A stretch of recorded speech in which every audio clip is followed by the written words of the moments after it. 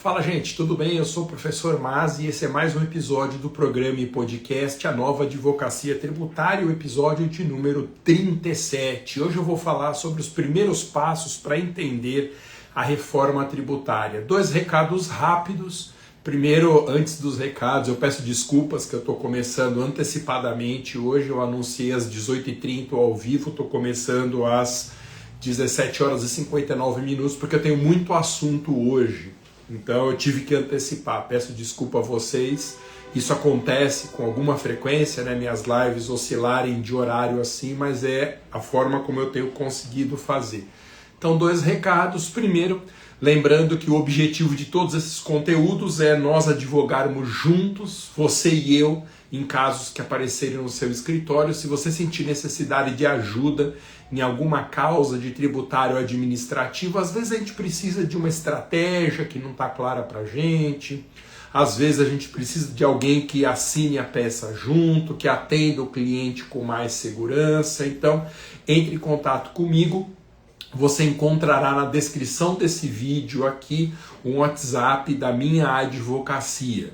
Então, o objetivo aqui é sempre estabelecermos parcerias a partir de cada um desses conteúdos. E o segundo recado, estão abertas as matrículas dos cursos de advocacia da minha escola.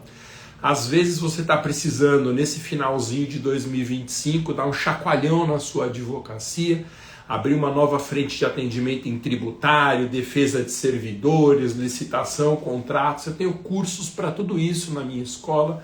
Os carro-chefes são a advocacia tributária, o advogue para servidores públicos, advogando em licitações, advogando em contratos administrativos, mas tem muitos outros cursos lá. Tem o curso completo da reforma tributária, tema nosso de hoje. Tem o curso de planejamento tributário, curso completo de direito previdenciário, curso de advocacia trabalhista, comigo e com outros vários professores bastante renomados no Brasil. Tem o curso de liminares contra planos de saúde do professor Bolzan, que está sendo disponibilizado semanalmente. Então você também encontra o link da descrição neste vídeo aqui para todos os cursos da minha escola. E hoje eu vou falar sobre reforma tributária. Estamos numa série de lives sobre a reforma tributária, porque haverá um evento na última semana de outubro, um workshop que eu vou fazer com as 7 maiores oportunidades da advocacia na reforma tributária. Esse workshop será nos dias 27, 29 e 31 de outubro, ao vivo, mas não pelas minhas redes sociais, ao vivo pelo Zoom. E para isso você tem que se inscrever a um valor simbólico de R$ 97,00 para fazer a inscrição para esses 3 dias. Você encontra também na descrição desse vídeo ou na minha bio do Instagram o link para garantir a sua vaga. Para quem não sabe, a transmissão das minhas redes é sempre comandada pelo meu Instagram, @professormaza, e a bio é aquela descrição do perfil que você encontra logo abaixo quando você me segue ali no Instagram. Então entre no Instagram, procure o meu perfil @professormaza, encontre esse link na bio, clique nesse link que um dos primeiros galhos de link que você encontrará será para se inscrever nesse workshop. Então, essas lives semanais sobre a reforma têm a ver com o evento que eu farei nos dias 27, 29 e 31 de outubro. Não perca essa chance de entender como que a reforma tributária pode se transformar em oportunidades para a sua advocacia. Tema de hoje: entenda a reforma tributária, primeiros passos. A tributação, ela pode recair sobre 3 ordens de grandezas econômicas. Ou o tributo recai sobre a renda, como é o caso de imposto de renda no nosso país, ou recai sobre o patrimônio, como acontece com o IPTU, IPVA, ITBI, ITCMD, ou recai sobre o consumo, que são os casos do ICMS, da COFINS, do ISS, do IPI, etc. Quando nós falamos em reforma tributária, esse é o primeiro passo para você entender a reforma, nós falamos em uma emenda constitucional, a emenda 132 de 23, que foi regulamentada pela Lei Complementar 214 de 2025, e essa reforma, ela é uma reforma exclusivamente sobre a tributação do consumo. Eu digo exclusivamente com algum exagero, porque a reforma tributária é enorme, ela tem milhares de normas contidas tanto na emenda como nessa lei complementar e tem disposições sobre tributos de patrimônio. Então a gente encontra regras sobre IPVA na reforma, por exemplo, o IPVA verde, IPVA ambiental. Nós temos regras sobre cálculo do Simples Nacional, a base tributável do Simples Nacional também. Temos algumas regras sobre o ITBI, que é essencialmente um tributo que incide sobre o patrimônio, mas o grosso da reforma tributária são normas a respeito da tributação do consumo. E houve uma opção clara do nosso legislador em iniciar a reforma tributária pelos tributos sobre consumo. Eu entendo pessoalmente que a reforma tributária precisaria começar sobre os tributos de patrimônio e de renda, que são mudanças mais urgentes no nosso país.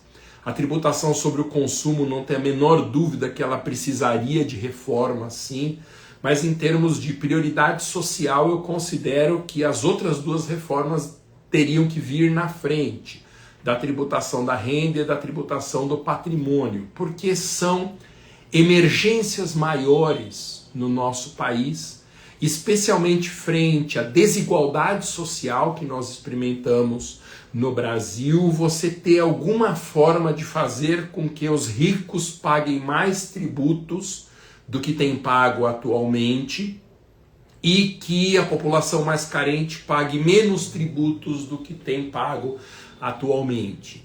Me parece que o direito tributário brasileiro precisaria ser reestudado à luz do princípio da capacidade contributiva. Eu tenho pensado muito nisso, na ideia de uma capacidade contributiva como um princípio capaz de resolver ou mitigar as desigualdades sociais do nosso país. E o direito tributário, eu dizia, precisaria ser repensado à luz da capacidade contributiva, como se a capacidade contributiva fosse uma espécie de um super princípio tributário no nosso ordenamento. Porque aí o Estado brasileiro, por meio da tributação, cumpriria um de seus deveres constitucionais, que é trabalhar pela redução das desigualdades. Mas, embora se eu pudesse escolher, eu não teria começado pela reforma sobre a tributação do consumo, é um dado real que a reforma que está sendo promovida, ela é uma reforma da tributação sobre o consumo. Então, nós vamos começar estudando mesmo a tributação sobre o consumo. E por que uma reforma sobre os tributos de consumo no nosso país? Tem várias razões para essa reforma ser justificável. Um fator muito evidente é a alta complexidade da tributação sobre consumo. Nós temos no Brasil centenas de normas constitucionais sobre a tributação do consumo. Nós temos virtualmente milhares de leis a respeito da tributação de consumo, bastando lembrar que só de municípios no Brasil nós temos mais de 5.500 e cada município legisla sobre ISS, para dar um exemplo só. E daí é possível a gente deduzir a quantidade de leis em matéria de tributação do consumo. E se nós descermos para o nível das normas infralegais, aí será um universo incontável de disposições. Então há uma complexidade muito grande na normatização e na implementação dos tributos sobre consumo no nosso país. Outro elemento que justifica a reforma ter iniciado pelos tributos de consumo é a ausência de transparência da nossa legislação tributária. Esse sempre foi um dos grandes clamores dos tributaristas e dos empresários, especialmente no nosso país, a necessidade de uma maior publicidade, uma transparência, inclusive da carga tributária brasileira. Nós, como contribuintes, nós consumimos produtos e não sabemos exatamente o quanto daquilo que nós pagamos corresponde ao valor dos tributos. Então, falta uma transparência na tributação brasileira.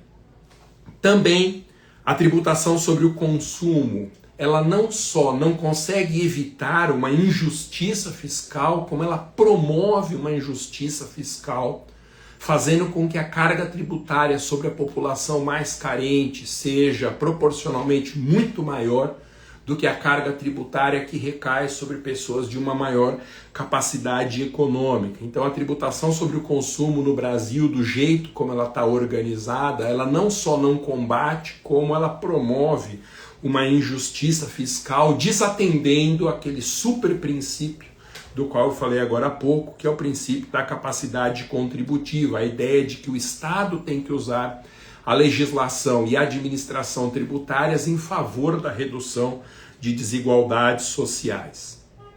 E o que parece para mim ser o pior elemento desse cenário que justifica uma reforma na tributação sobre o consumo é uma fragmentação dos tributos sobre o consumo no nosso país. Como nós somos uma federação, a Constituição ela tem que distribuir competências tributárias entre as unidades federativas. E ela fez isso desfavorecendo uma unidade na tributação sobre o consumo. Basta dizer que nós temos tributos sobre o consumo federais, como é o caso do IPI e do PIS/COFINS. Nós temos tributos estaduais sobre o consumo, como o ICMS, e tributos municipais sobre o consumo, como o ISS. E essa fragmentação, ela justamente desfavorece resolver os demais problemas da nossa tributação, a alta complexidade, a ausência de transparência, a não obtenção de uma justiça tributária e, além disso, o que a literatura tem apontado também como um elemento muito ruim da nossa tributação sobre o consumo é a tributação na origem. Eu vou falar muito disso aqui nas nossas lives, nas nossas conversas. Basicamente, no Brasil, a tributação sobre o consumo, ela é realizada no domicílio tributário de quem presta o serviço, de quem vende a mercadoria, de quem produz os itens que são sujeitos ao recolhimento do IPI. Isso faz com que o tributo que era para ser sobre o consumo, ele se desloque sobre a produção, fazendo com que todas as dificuldades do nosso sistema tributário se agravem. Porque nos países que estão mais avançados na tributação sobre o consumo, a tributação sobre o consumo, ela recai no destino e não na origem da operação econômica tributável. Então há esse outro problema grave da nossa tributação. Gente, eu preciso fazer justiça aqui. Existe um livro que eu considero o melhor livro brasileiro sobre a reforma tributária, que é esse Manual da Reforma Tributária. Eu estou devorando e destruindo o livro com todas essas anotações que eu faço e post-its para todo lado. É um livro da GEM, que é a minha editora, né? A Saraiva agora foi incorporada à GEM. Manual da Reforma Tributária, de dois professores novos, muito talentosos, a professora Thaís Xingai e o professor Breno Vasconcelos, que são do INSPER aqui de São Paulo. Eles escreveram um livro sensacional a respeito da reforma tributária. Então, alguns dos temas que eu abordo hoje, que eu vou abordar nas próximas semanas e também no meu workshop, são temas que eu tirei informações desse livro sensacional. Recomendo a todos o Manual da Reforma Tributária, Thaís Xingai, e Breno Vasconcelos. E eles destacam muito na obra essa característica deletéria da tributação brasileira sobre o consumo de fazer com que o fato gerador aconteça na origem da operação e não no local de destino. Bem, essa fragmentação da tributação sobre o consumo, tendo tributos sobre o consumo federais, estaduais e municipais, causou uma situação caótica em termos de fontes normativas e conflitos de competência. E isso era de se esperar. A Constituição cometeu um erro ao atribuir, por exemplo, o ISS aos municípios, porque é muito comum que uma empresa tenha sede no município X e saia para prestar serviço nos municípios que não são X, nos demais municípios. E aí os dois municípios vão ficar brigando pelo valor daquele tributo. É um erro o imposto sobre serviços ter sido atribuído ao município.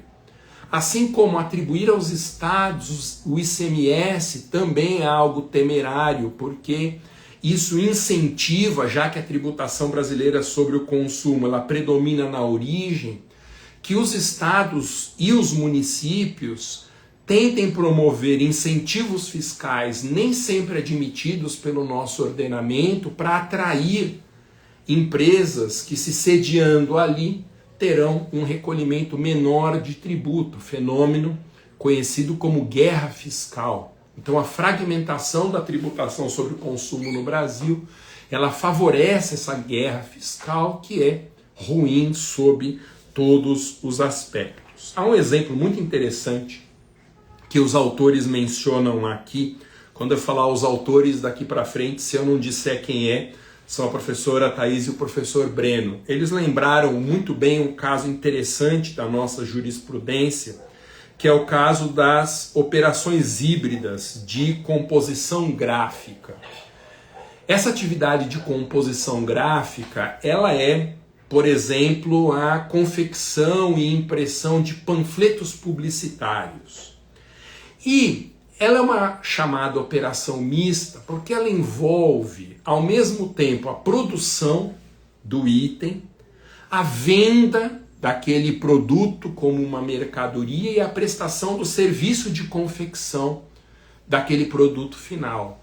Você veja, uma única operação econômica se aproximando da hipótese de incidência dos 3 tributos sobre consumo no Brasil, o que gerou uma conhecida disputa de competência nos tribunais brasileiros e que é um exemplo muito emblemático de problemas que essa fragmentação da tributação sobre o consumo traz para o nosso país. Como que os outros países têm resolvido essa questão da tributação sobre o consumo? Modernamente, os países não têm fragmentado a tributação sobre o consumo.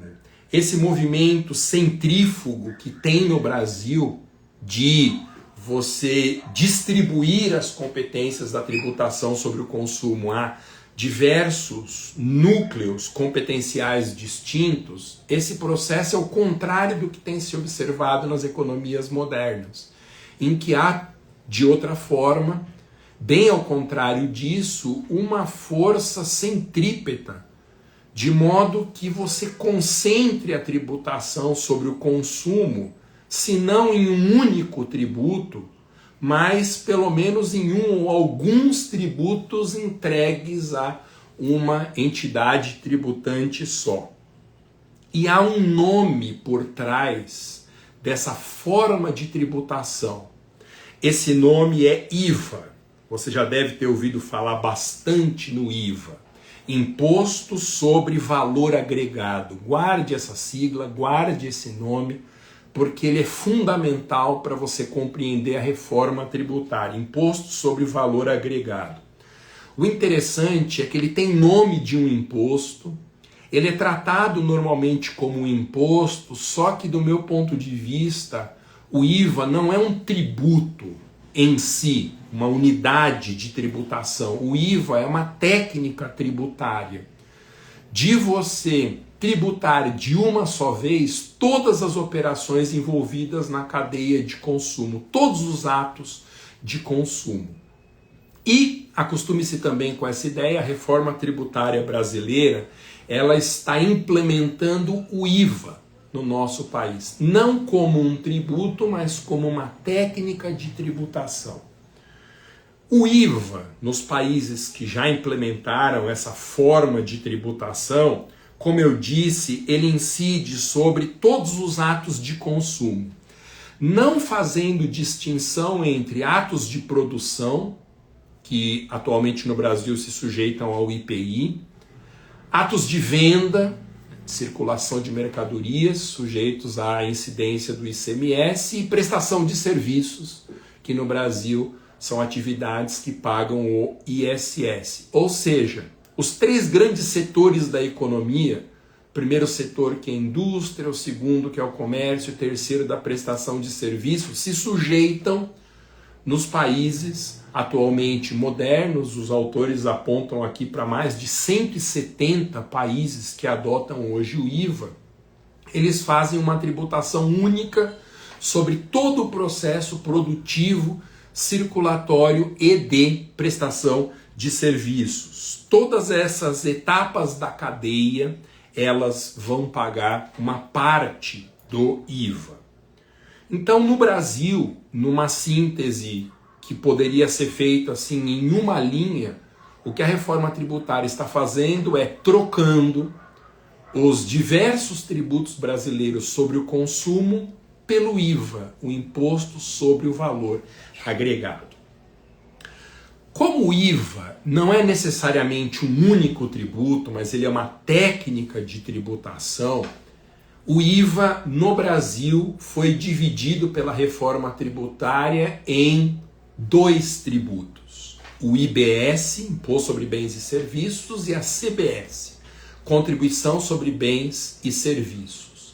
Por isso que essa divisão do IVA em duas partes no Brasil vem recebendo o nome, você também já deve ter ouvido falar disso, de IVA dual. Uma pergunta que, se eu tivesse oportunidade de fazer pessoalmente para a professora Thaís e para o professor Breno, é como conciliar, como que os países têm feito para conciliar o IVA como um tributo único sobre o consumo e uma estrutura federativa de Estado, como é o caso do Brasil. Se há muitas federações pelo mundo que cobram o IVA e como que isso é feito dentro das unidades federativas, porque não tem a menor dúvida que essa complexidade de fontes normativas de um federalismo é um elemento de dificuldade para a implementação de um tributo único sobre o consumo. O fato é que no Brasil o IVA é um IVA dual, repartido em IBS e CBS, essas são as siglas que nós vamos usar aqui, Imposto sobre Bens e Serviços e Contribuição sobre Bens e Serviços. O IVA foi entregue em cada uma de suas metades para entidades federativas diferentes. Todas as entidades federativas brasileiras ficaram com uma parcela do IVA. A União ficou com a CBS, Contribuição sobre Bens e Serviços, e de quebra levou o imposto seletivo, mais um que a gente estuda mais para frente. Estados, Distrito Federal e municípios ficaram com o IBS, Imposto sobre Bens e Serviços. Na verdade, nós podemos dizer que, em termos normativos, se trata do mesmo tributo. Mesmo tributo. Daí eu ter estranhado, porque é o mesmo tributo. O que eu quero dizer com isso? Porque as normas são as mesmas, o fato gerador é o mesmo, a base de cálculo é a mesma, o que muda é o sujeito ativo, quem tem direito ao crédito. Então, essencialmente, com essa distinção no aspecto ativo do aspecto pessoal da hipótese de incidência, a gente está diante de um tributo só, que é o Imposto sobre Valor Agregado. Mas o fato é que o nosso IVA brasileiro, a nossa jabuticaba tributária, que veio com a reforma, se divide em IBS e CBS.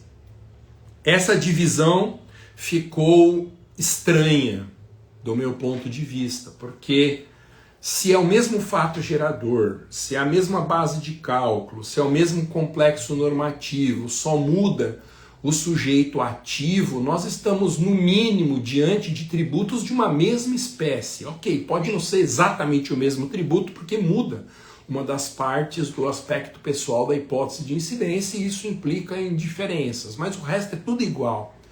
E como que pode, em dois tributos com regime jurídico espelhado, um ser um imposto e outra ser uma contribuição? Essa é uma dúvida que eu tenho, uma das fragilidades que eu aponto na reforma. Mas é assim que está a CBS como um tributo da União, o IBS como um tributo de competência compartilhada entre estados, Distrito Federal e municípios.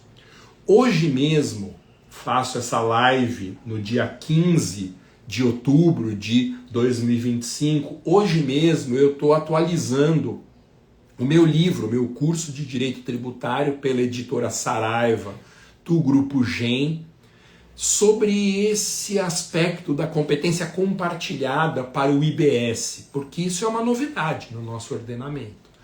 A competência para os impostos, a competência para a criação de impostos, sempre foi considerada pela doutrina como uma competência privativa, no sentido de que se a Constituição atribui o poder de criar o tributo a uma entidade, necessariamente isso exclui a atribuição das outras entidades sobre aquela competência. E com o IBS já não é mais assim, ele é um imposto de competência compartilhada.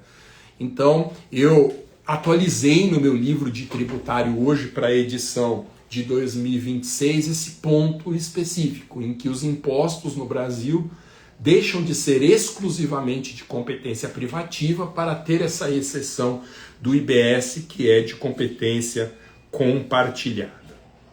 Bom, como eu dizia, o IVA na sua origem e nesse formato dual que foi trazido para o nosso ordenamento, ele é um tributo chamado de plurifásico ou tributo multifásico. Essa é uma nomenclatura antiga. Eu me lembro que a primeira vez que eu ouvi falar de tributo plurifásico foi numa das provas da OAB. Isso quando eu comecei a dar aula. Estamos falando aí, Nossa Senhora, de 27 anos atrás, caiu numa prova da OAB, veja só, na segunda fase de tributário. Era uma pergunta sobre ICMS e vinha essa afirmação de que o ICMS seria um tributo plurifásico. E a partir daí eu comecei a encontrar muitas referências ao que é um tributo plurifásico, que hoje, claro, é um conhecimento de domínio público. Tributo plurifásico é aquele tributo que incide várias vezes dentro de uma mesma cadeia. Eu chamo isso de tributação de perseguição.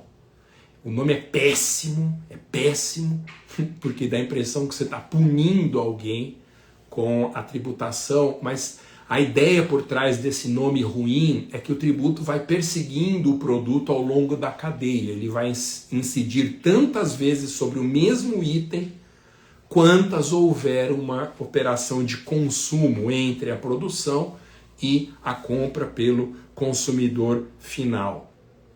Bom, o ICMS é um tributo plurifásico. A COFINS, como regra, é um tributo plurifásico. O IPI é um tributo também plurifásico. Então, o ambiente de funcionamento de um IVA é a tributação plurifásica, em que faz sentido você não mais distinguir atos de produção, atos de circulação e atos de prestação de serviços, porque todos vão ser considerados genericamente atos de consumo e ficarem debaixo do guarda-chuva da hipótese de incidência do IVA. Bom, a reforma tributária criou 3 tributos novos no nosso ordenamento, portanto. O IBS, Imposto sobre Bens e Serviços, a CBS, Contribuição sobre Bens e Serviços, e o Imposto Seletivo, que eu deixo um pouco de lado aqui. Ele é um tributo mais simples do que os outros, que foi instituído para inibir o consumo de produtos nocivos, né? Eu tenho pensado um pouco sobre o imposto seletivo, só para fazer aqui, abrir uma janela que eu vou fechar rapidamente, que a ideia do imposto seletivo é que ele incida para inibir o consumo, isso que a doutrina tem dito, de produtos considerados nocivos à sociedade, aos indivíduos e ao meio ambiente.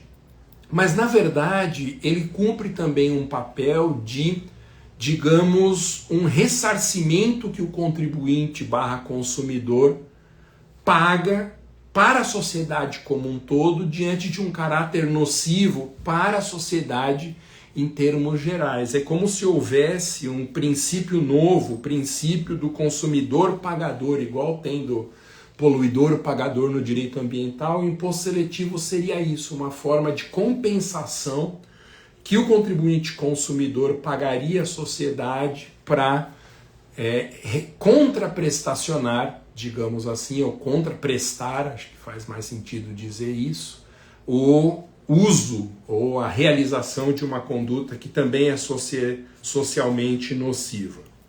Bom, o IBS e a CBS, deixando aqui, fechando a janela e deixando o imposto seletivo de lado, até 2033 ele vai substituir os atuais tributos sobre o consumo. O IPI, que não será integralmente substituído, mas isso a gente fala mais para frente, mas pode colocar aí que em termos aproximativos o IPI deixará de existir, a COFINS e o PIS, o ICMS e o ISS. De alguma forma, todas as normas desses 5 tributos têm que ser substituídas pelos novos tributos existentes, o que em parte explica a dificuldade de se entender a legislação sobre a reforma tributária.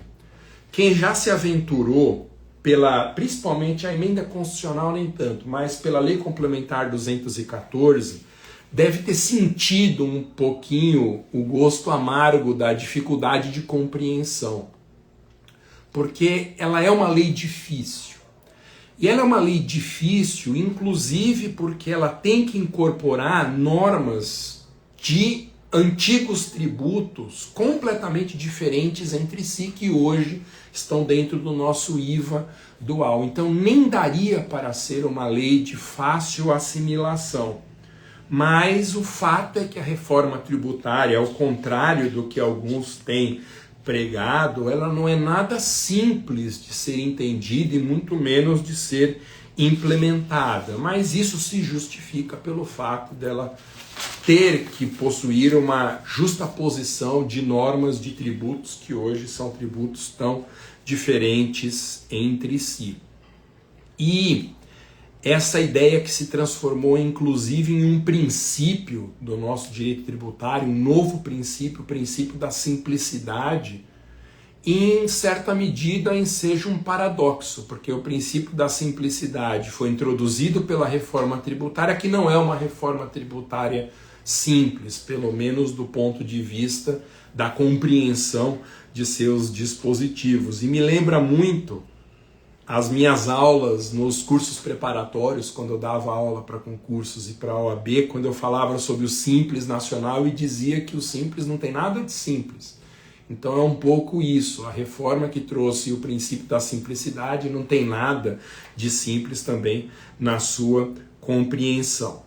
Bom, um detalhamento maior sobre o funcionamento do IBS e da CBS nós veremos nos próximos encontros e no workshop.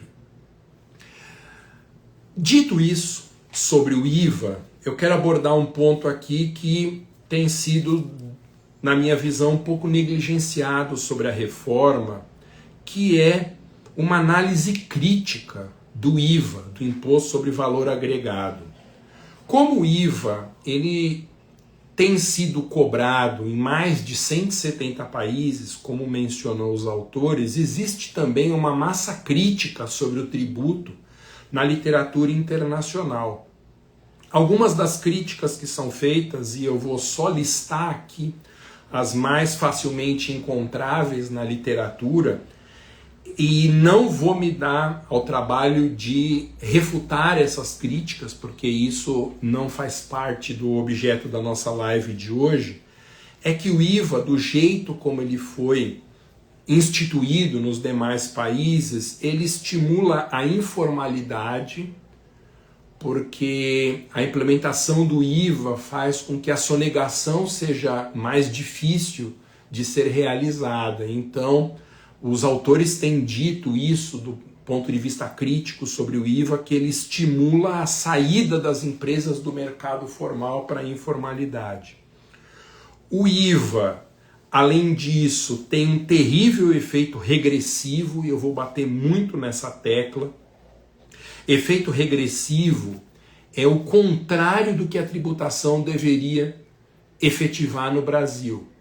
O efeito regressivo é aquela carga tributária mais elevada sobre a população economicamente mais frágil, quando tudo na Constituição de 88 aponta em sentido contrário. A tributação deveria ter um caráter pessoal, diz a Constituição sempre que possível, um caráter pessoal, e ser graduada conforme a capacidade econômica de cada contribuinte. Então os ricos têm que proporcionalmente pagar mais tributos do que a população carente. O efeito regressivo é o contrário, é um efeito perverso da tributação, de proporcionalmente cobrar mais tributo dos pobres do que dos ricos. E a reforma tributária atenta a essa característica deletéria que o IVA pode ter, criou o instrumento do cashback, uma figura muito interessante de política fiscal, em que, atendidos os requisitos que a Lei 214 estabelece, faz com que possa haver uma devolução do valor do tributo para a população mais carente.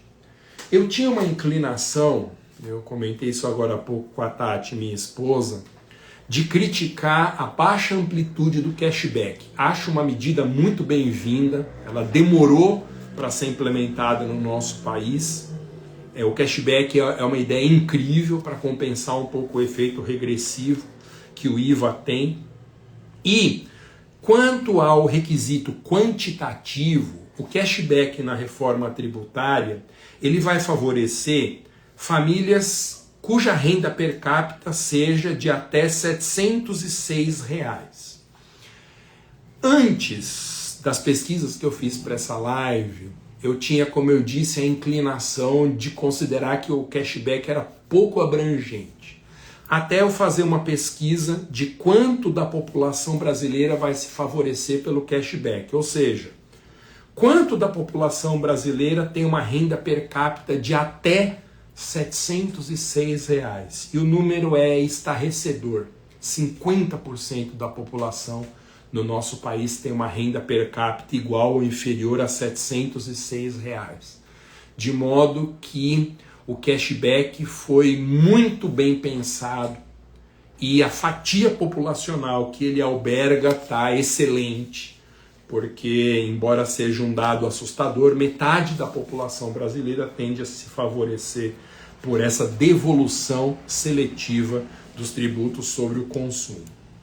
Além de estimular a informalidade e ter um terrível efeito regressivo, o IVA também é criticado por só funcionar plenamente se houver uma base ampla da tributação e de modo uniforme, com alíquotas sempre que possível únicas, sem isenções e benefícios fiscais. O que, por óbvio, no Brasil não vai acontecer. E não vai acontecer, já não está acontecendo, porque a reforma tributária tem diversas alíquotas distintas que são aplicáveis a setores específicos da economia. Tem também uma tributação zerada para itens da Cesta Básica Nacional de Alimentos, o que é uma medida também, assim como o cashback, para combater os efeitos regressivos que o IVA tem no mundo inteiro, mas a gente já pode adivinhar que no Brasil essa necessidade de o IVA ter uma tributação uniforme não vai ser atendida, porque quanto a incentivos fiscais existe essa prática tão comum nos nossos parlamentos de conceder incentivos mediante pressão de setores econômicos. Mais do que uma justificativa técnica, as isenções brasileiras muitas vezes são dadas para quem tem mais força no parlamento para conseguir a aprovação de uma lei que estabeleça aquele incentivo.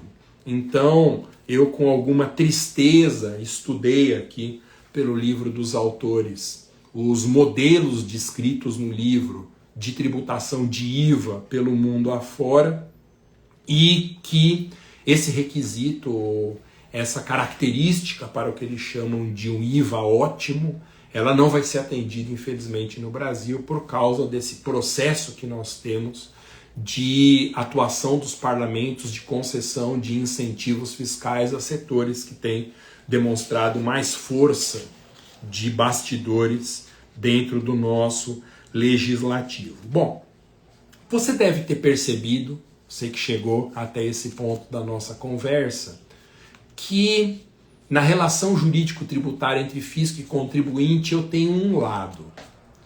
Gente, eu sou advogado de contribuinte. No meu escritório eu atendo contribuintes. Então eu enxergo sempre a reforma tributária como um conjunto de oportunidades para a advocacia.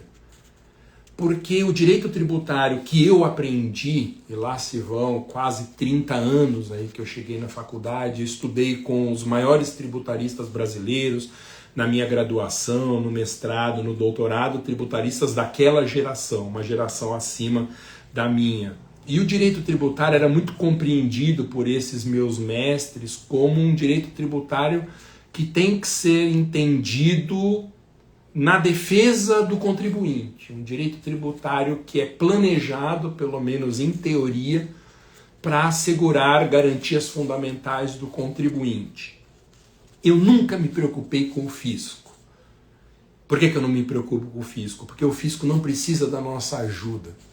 Defendem o fisco já as maiores cabeças entre os operadores jurídicos do nosso país, que são os procuradores da Fazenda Nacional, procuradores de Estado, procuradores municipais. Eles passam nos concursos mais difíceis que tem no nosso país, então o fisco está muito bem assessorado, muito bem defendido pelos seus corpos de procuradores. Então o fisco não precisa da nossa ajuda. Quem precisa da nossa ajuda é o contribuinte.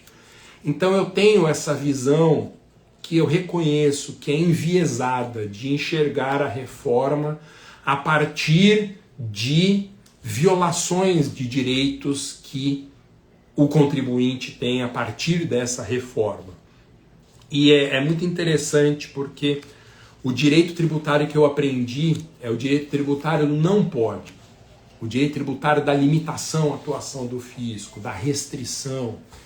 E eu lembro muito de uma expressão que o meu orientador, professor Celso Antônio Bandeira de Mello, meu orientador no mestrado e no doutorado, dizia que era uma expressão com a qual ele mesmo e o professor Ataliba eram acusados de serem inconstitucionalistas, em vez de constitucionalistas, por sempre apontarem o não pode em relação às atuações do poder público. E o direito tributário que eu aprendi é o direito tributário do não pode. Muito diferente da forma como a reforma tributária está sendo pensada, que é o direito tributário voltado para a implementação de melhorias dentro do nosso sistema normativo. Mas eu tenho essa visão enviesada de sempre procurar oportunidades. Daí o workshop que eu vou fazer com as 7 que eu considero grandes teses da reforma tributária para a advocacia na defesa do interesse do contribuinte, que é esse viés que eu adoto. Tá? Você pode se inscrever para esse evento clicando no link que está na descrição desse vídeo ou na minha bio do Instagram. O fato é que não só a emenda constitucional 132, como a lei complementar 214, tem problemas. A emenda constitucional 132, ela viola cláusulas pétreas. Essa é a visão que eu tenho de quem defende o contribuinte. E a lei complementar 214, ela dificilmente se ajusta em diversos dos seus dispositivos às normas gerais da tributação brasileira, quer previstas na Constituição, quer no Código Tributário Nacional. Por isso eu não concordo com quem vem dizendo que a reforma tributária ela derroga parcialmente o CTN, que ela seria uma espécie de um proto-CTN, ou um embrião de um novo Código Tributário Nacional. Eu tenho a visão que também é defendida, eu terminei de estudar aqui um artigo muito interessante do professor Humberto Ávila, que é titular de Direito Tributário da USP, Limites Constitucionais à Instituição do IBS e da CBS. Eu concordo com ele quando ele afirma que a Lei Complementar 214 não só não institui normas gerais em matéria de tributação, como está sujeita às normas gerais estabelecidas tanto pela Constituição quanto ao CTN. E há uma incompatibilidade em diversos pontos dessa lei complementar com o direito tributário estabelecido no nosso ordenamento. Eu já escrevi, para dar um exemplo, já escrevi sobre isso, um artigo que foi publicado no Conjur, a imprensa divulgou também em vários veículos, que é um fantasma ronda a reforma tributária, a questão da bitributação na reforma. A questão da bitributação na reforma é gravíssima, porque em muitos dispositivos, não é em um só, não, em muitos dispositivos, os tributos novos, eles incidem sobre os mesmos fatos geradores e bases de cálculo de tributos existentes. E isso é proibido pela Constituição em mais de um dispositivo, como, por exemplo, acontece no artigo 154 da Constituição em relação a impostos novos, a 195 em relação às novas contribuições, e principalmente no direito tributário da transição, o direito tributário intertemporal, entre a reforma tributária e o sistema atualmente em vigor, terá muitos problemas práticos decorrentes dessa tributação, uma judicialização em massa, dessa bitributação, uma judicialização em massa, e isso para a advocacia são teses que a gente pode oferecer para os clientes no nosso escritório. Há, por exemplo, uma grande dificuldade, do meu ponto de vista, de compatibilizar a reforma tributária com o princípio da capacidade contributiva. Eu discuti há pouco isso com a Tatiana, ela é procuradora do Estado de São Paulo. O princípio da capacidade contributiva, ele tem uma dificuldade inerente de se aplicar a tributação sobre o consumo. Ele é mais vocacionado para tributos sobre o patrimônio e sobre a renda. Mas, de alguma forma, a reforma tributária ela tem que se compatibilizar com a ideia de tributar mais os mais ricos e menos os mais pobres. E eu vejo como um ajuste difícil entre a reforma e o princípio da capacidade contributiva, para mencionar aqui um segundo ponto de preocupação além da bitributação. Bom, existem também na Lei Complementar 214 alguns buracos negros, que são pontos cujas consequências são difíceis da gente calcular antes de serem colocados em prática. Bastando um único exemplo, mencionar aquela palavra que, para mim, é uma palavra que resume a complexidade da reforma tributária, que é a palavra operações. Na descrição do fato gerador dos tributos novos, fala-se muito nisso, em operações de consumo. Então, os tributos novos não vão incidir sobre mercadorias, não vão incidir sobre a produção de bens, não vão incidir sobre as atividades de prestação de serviços, vão incidir sobre operações de circulação de mercadoria, operações de produção e operações de prestação de serviço. Essa palavra operações ela foi incluída com o objetivo evidente de ampliar a base tributável do nosso IVA dual. Só que será preciso conceituar o que se consideram essas operações. Há um outro problema muito grave também na reforma, e estou terminando já, viu gente? Essa nossa live é bem mais longa do que as lives que normalmente eu faço, porque o assunto ele demanda mesmo uma análise mais detalhada. E há um problema muito sério, me parece que o mais grave problema da reforma tributária diz respeito há o contraste entre o princípio da legalidade e a tributação sobre serviços, porque o conceito de serviços na reforma passou a ser um conceito residual. Todos aqueles atos de consumo que não sejam circulação de mercadorias ou operações de venda com finalidade mercantil passam a ser serviços. E não existe essa possibilidade no nosso ordenamento, à luz da Constituição e do CTN atualmente em vigor, que um fato gerador possa ser delimitado em termos residuais. Como se a hipótese de incidência do IVA dual sobre serviços fosse a realização de atividades de consumo que não são operações de circulação de mercadorias, digamos assim, no âmbito atualmente de incidência do ICMS. Essa conceituação residual do fato gerador do IVA sobre serviços vai dar muito problema, vai ser judicializada. Eu tenho visto um movimento até para que se aprove uma nova lei complementar mudando esse ponto específico da Lei Complementar 214. É uma urgência que tem sob pena de uma judicialização tremenda já na fase do direito intertemporal, na transição do regime atual para o regime da reforma. Conclusão parcial do nosso bate-papo de hoje.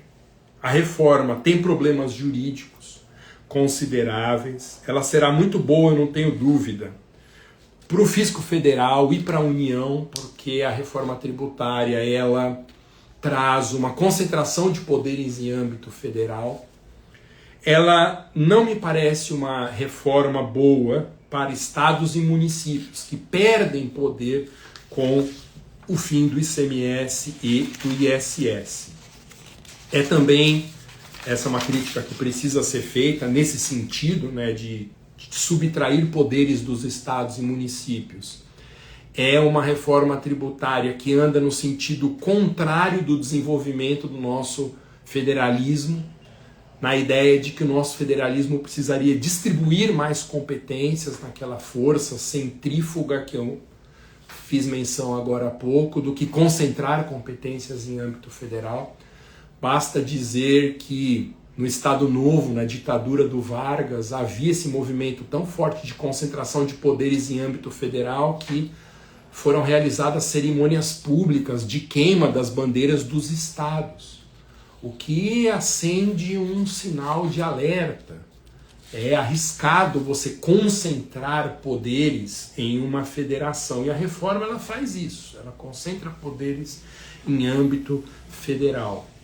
Eu dizia que ela é boa para a União e para o Fisco Federal, não sei se é boa para estados e municípios, me parece que não, e ela é muito ruim para os consumidores de baixa renda, para as pessoas físicas de baixa renda. É preciso que se criem mais mecanismos de compensação sobre esse efeito péssimo que o IVA traz sobre a redução de desigualdades. Está muito claro no livro que eu mencionei há pouco, da professora Thaís e do professor Breno, que o IVA nunca foi concebido como uma forma de atingir justiça tributária, mas sim como uma forma de simplificação, de transparência do sistema tributário, como uma forma também de evitar a sonegação, inibir mais a sonegação, mas é preciso que haja mais instrumentos que inibam esse efeito regressivo que o IVA tem em todos os países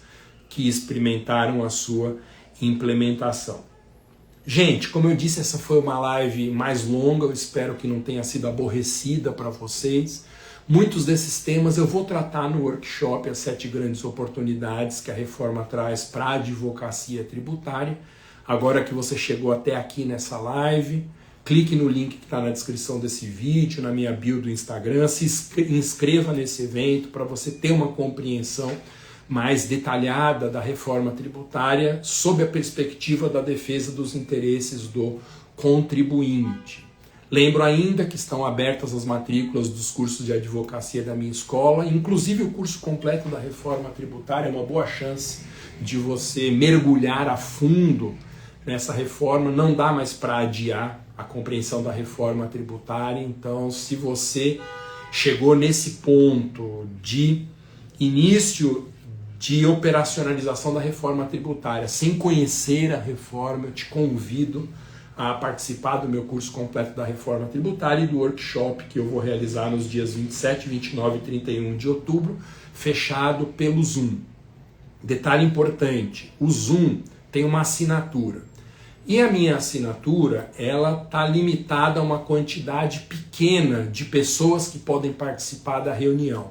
Então o workshop, por natureza, será para poucas pessoas. Não perca essa chance, porque se você demorar para se inscrever, pode ser que você fique sem uma dessas vagas e eu não vou assinar o novo pacote lá do Zoom para aumentar a quantidade de pessoas que podem assistir, porque isso não tem sentido atualmente para a minha escola, tá bom? Garanta sua vaga no workshop, conheça mais sobre os cursos de advocacia da minha escola e lembre, se você tiver alguma causa no seu escritório de tributária administrativa em que você sinta a necessidade de ajuda, entre em contato com a minha advocacia. Na descrição desse vídeo tem um número de WhatsApp, um link direto para o WhatsApp do meu escritório e aí a gente pode discutir os termos da parceria. Valeu? Esse foi o episódio de número 37 do programa A Nova Advocacia Tributária pós-reforma. Valeu? Muito obrigado, nos veremos na próxima oportunidade. Semana que vem tem mais. A gente vai falar mais sobre reforma tributária e mais sobre o workshop. Obrigado, valeu, tchau!